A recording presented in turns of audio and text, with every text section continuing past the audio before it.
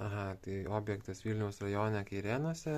Ir čia vat pasibandėm dabar, užsidėjom Knaufo laikiklius, buvom užsidėję šituos vat visus galiukus ir tada buvom tą jau CD profilį išsitiesę.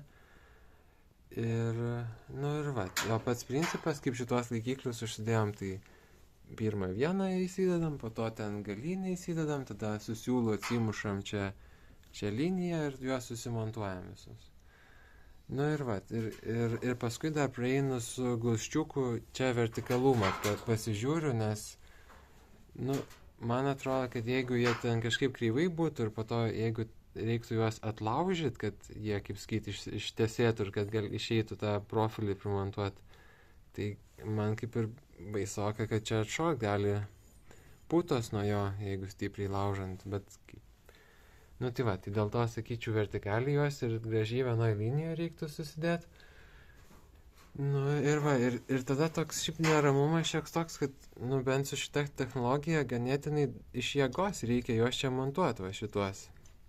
Nu, apskritai tą profilį užmautant ant šitų vat sparnelių. Tai ar tikriausiai gal nieko tokio, kad, nu čia vis tiek, kai mausim jėgos dėsim ir neturėtų atšokti putos kažkaip tai nuo paties laikiklio. Šiaip tvirtai laikosi. Nu, apskritai tai, vat, čia sudėta kieta vata, virš jos yra minkšta vata ir tiek. Tai vat, planas tada būtų mums paruošti visus šitos laikiklius visuose kambariuose.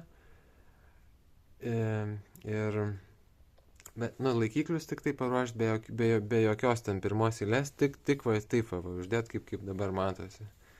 Tada rekuperacijos reiktų išsivedžioti ir tada jau perduoti jum darbą.